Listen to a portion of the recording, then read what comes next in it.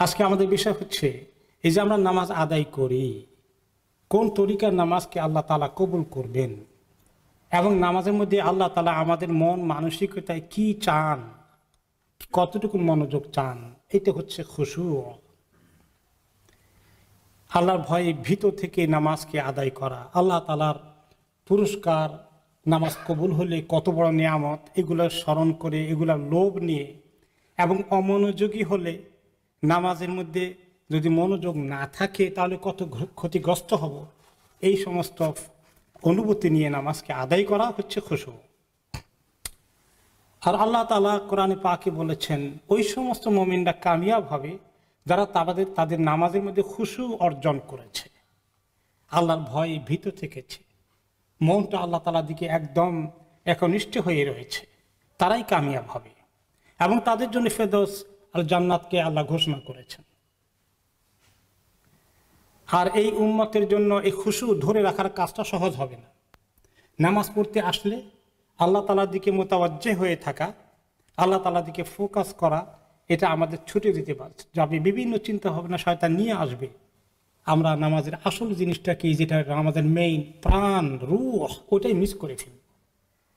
একটা স্ট্রাকচার থাকবে হয়তো বা উঠা নামা রুকু সেজদা করলাম, কিন্তু আসল যেটা নামাজের থাকার কথা ছিল রূহ, সেটা গায়েব হয়ে যাবে যদি অমনোযোগী হয়ে যায়।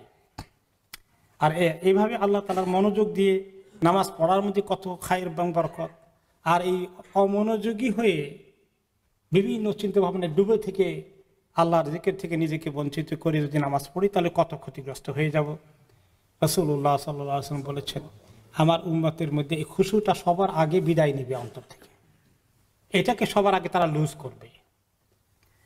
তারপরে তিনি বলেন হাদিসে, কোনো সময় দেখা যাবে মসজিদে কত লোক নামাজ পড়তে এসেছে, একটি লোকের মধ্যে খুশু আছে পাওয়া যাবে না, আল্লাহ তাআলা মনোযোগ থাকবে না। এত দুরবস্থা সৃষ্টি হবে উম্মতের মধ্যে, যেটা আমরা রাত দিন নিজেরা ফেস করছি।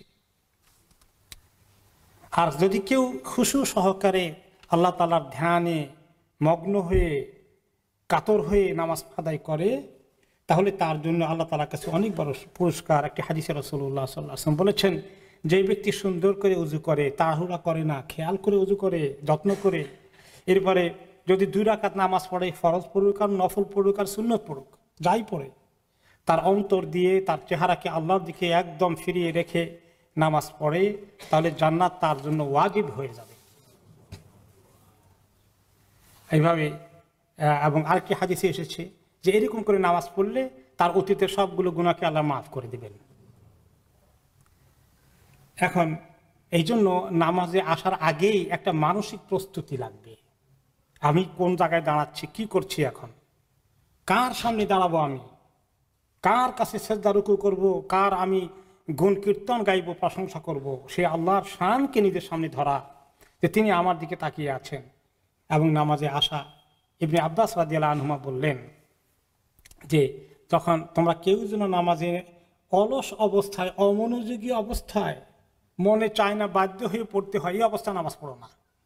নামাজ পড়তে আসবে মনকে তৈরি করো যে আমি আমার আল্লাহর সামনে গিয়ে কথা বলার সুযোগ হচ্ছে, আল্লাহ তাআলা সরাসরি আমার কথা শুনবেন, আমি আল্লাহর সঙ্গে কথা বলবো নামাজের মাধ্যমে, এবং তিনি আমার কথাগুলোকে কবুল করবেন, তিনি আমার গুনাহগুলোকে মাফ করে দিবেন, তিনি আমার অনেক বড় পুরস্কার দিবেন। এই আনন্দ যে আমি এখন আমার দেখাতে হবে না, কথা হবে আল্লাহ তাআলার সাথে, আমি নামাজে ঢুকছি, আনন্দ।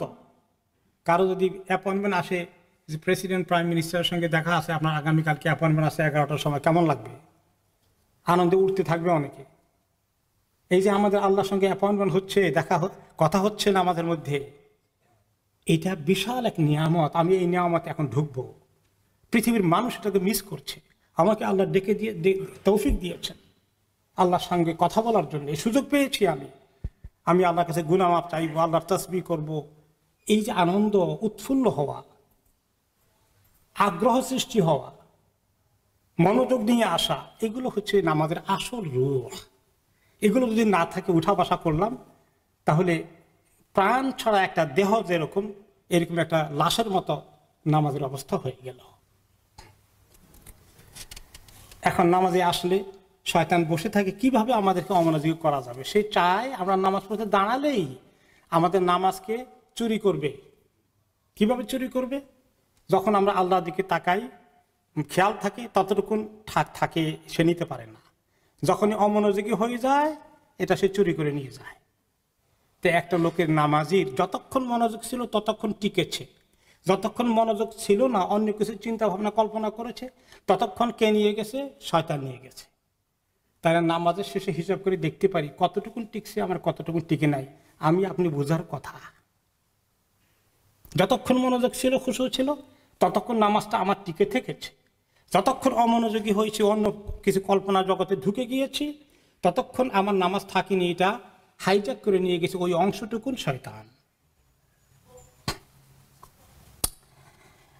এখন দুই রকমে শয়তান নেয়। একটা হলো যে আল্লাহ তাআলার জিকির, ধ্যান, খেয়াল, ফিকির থেকে মনকে সরিয়ে নিয়ে অন্য কল্পনার জগতে ঢুকিয়ে দেয়। কোথায় আমেরিকা চলে গেলাম না, জাপানে গেলাম না, দেশে গেলাম না, এখানে থাকলাম, কার কি সমস্যা, সব কিছু মনের মধ্যে জোগাড় করে দেয়। এটা হলো মানসিকভাবে আল্লাহ তাআলা থেকে দূরে। আরেকটা হলো যে চোখগুলো সেজদা জায়গা থাকার কথা, চোখ চলে যায় সামনে কি লেখা আছে,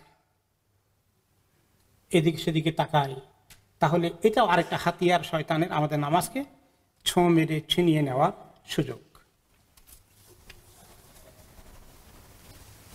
নামাজে অমনোযোগী হওয়ার একটা কয়েকটাগুলো লক্ষণ আছে। লক্ষণগুলো কি? হাত আঙ্গুলের, পায়ের এই যে আঙ্গুল মটকাবে, তারপরে দাড়ি হাতাবে, চুল ঠিক করবে, তারপরে বোতাম ঠিক আছে কিনা এগুলো লাইন করবে। এই সমস্ত অমনোযোগের লক্ষণ। হামি আসবে, হাই তুলবে, এবং কাশি আসতে থাকলে ছাড়তেই থাকবে, একটু কন্ট্রোল করার চেষ্টা করবে না। এগুলো সব নামাজে অমনোযোগ হওয়ার লক্ষণ। আরেকটা জিনিস হলো যে রকমারি রং বেরঙের নকশা করা বিভিন্ন মুসল্লা, এই কোম্পানিগুলো মক্কা মদিনায় বিক্রি করে। যত বেশি তারা নকশা করে তত মানুষ আকর্ষণ করে কিনে। কিন্তু দেখবেন নামাজে দাঁড়িয়ে নকশার দিকে, এই ডিজাইনের দিকে, এবং যে সমস্ত সুন্দর সুন্দর করে তারা ড্র করেছে, এইগুলোর দিকে মানুষের চোখ চলে যায়। এই জন্য নামাজে মুসল্লা হবে একদম প্লেন। এগুলো পাওয়াই যায়। আমরা কিনতে থাকলে তখন কোম্পানিরা বানাতে বাধ্য হবে, বেশি নকশাওয়ালাগুলো বিক্রি হবে না, প্লেনগুলো বিক্রি হবে বেশি, তারা বাধ্য হবে। এই জন্য মসজিদের সামনের ওয়ালে কোনো ধরনের অন্য কিছু থাকবে না, বিভিন্ন ডেকোরেশন, আল্লাহর নাম, আবু বকর, ওমর, ওসমান, আলী, কত কিছু দিয়ে ভর্তি করে রাখে। একদম প্লেন থাকতে হবে। এই হলো নামাজে মনোযোগী না হওয়ার কতগুলো লক্ষণ। আর মনোযোগী হওয়ার জন্য যে সমস্ত বাধাগুলো আছে সেগুলোর কিছু জিনিস। তারপরে হচ্ছে অনেকে নামাজের মধ্যে ঠিক মতো দাঁড়িয়ে থাকে না, এ পাকে এরকম করে উঠানামা করে, আসা যাওয়া করে, এক পায়ে ভর দেয়, আরেক পায়ে ভর দেয়, এরকম করে এক্সারসাইজের মতো শুরু করে দেয়। এগুলো ঠিক নয়। এই শারীরিক বিষয়গুলো মানসিকভাবে ইম্প্যাক্ট করে। এরপরে রুকু সেজদাকে মনোযোগ দিয়ে দেওয়া। তিনি বলেছেন কিছু লোক নামাজ পড়ে রুকু সেজদা করে কাকের ঠোকরের মতো এরকম করে ঠোকরায়, এদের নামাজে মনোযোগ থাকে না। কোনো মুসল্লি নামাজ শেষ করে যখন বের হবে তখন তার পুরস্কারের কথা আমরা শুনেছি, তার জন্য জান্নাত ওয়াজিব হয়ে যাবে, তার সমস্ত গুনাহ অতীতের মাফ হয়ে যাবে। আর কোনো মুসল্লির কপালে তা জুটবে না। একটি হাদিসে তিনি বলেছেন কোনো মুসল্লি নামাজ পড়ে পাবে 10 ভাগের 1 ভাগ সওয়াব, কেউ 9 ভাগের 1 ভাগ, 8 ভাগের 1 ভাগ, 7 ভাগের 1 ভাগ, 6 ভাগের 1 ভাগ, 5 ভাগের 1 ভাগ, 3 ভাগের 4 ভাগের অর্ধেক, আর কেউ পুরোটাই পাবে, কেউ কিছুই পাবে না। তার সমস্ত নামাজকে আল্লাহ প্রত্যাখ্যান করবেন। উপরে উঠতে গেলে এটাকে ফেলে দিবেন আল্লাহ জমিনের মধ্যে, মুসল্লির চেহারায় ছুঁড়ে মারবেন, তার নামাজ কবুল হবে না। নামাজে মনোযোগ দেওয়ার জন্যে আরেকটি বিষয় হলো যে কি পড়ি সেটা খেয়াল করা। সূরা ফাতিহার অর্থ তো আমরা সবাই বুঝি, না বুঝলে এটা অর্থ বারে বারে পড়া দরকার। অন্যান্য সূরাগুলো যেগুলো পড়ি এগুলো বাংলা ইংলিশ তর্জমা দেখে দেখে একটু চেষ্টা করি যে আমি ফোকাস করতে পারি কিনা, তাহলে একটু মনোযোগটা থাকবে, অর্থের সঙ্গে যদি সম্পর্ক থাকে দৃষ্টি দিতে পারি। নামাজে আল্লাহ তাআলার এই যে জিকির করার জন্য নামাজ পড়তে বলেছে, কার জিকির করছে, সুবহান রাব্বিল আযীম কার জন্য পড়ছি, কার প্রশংসা করছি, এই মনে এবং মুখে একসঙ্গে এভাবে করে খেয়াল করে করে উচ্চারণ করা নামাজের জন্য, এটাই হচ্ছে আসল নামাজ। এই নামাজই আল্লাহ তাআলা কবুল করবেন। আল্লাহ তাআলা আমাদেরকে তৌফিক দিন। আমরা আজকে নামাজ পড়তে অলসতা দেখাই, আমরা অনেকেই অমনোযোগী হই, আমরা জানি যে যখন মসজিদ বন্ধ ছিল তখন আমরা নামাজ পড়তে পারিনি, জমাতে আমাদের কষ্ট হয়েছে। মসজিদ খুলেছে আলহামদুলিল্লাহ, এখন ঘরে নামাজ পড়া মোটেই ঠিক না। এটি আরেকটি শয়তানের ধোঁকা আমাদেরকে ঠকিয়ে দেওয়ার জন্য। দেখুন আমরা এই মসজিদে নামাজ পড়তে পারছি, আল্লাহ তাআলা কি নিয়ামত, আলহামদুলিল্লাহ। পৃথিবীর কোনো কোনো জায়গায় সমস্ত মসজিদগুলোকে গুঁড়িয়ে দেওয়া হয়েছে, নামাজ পড়তে দেওয়া হচ্ছে না।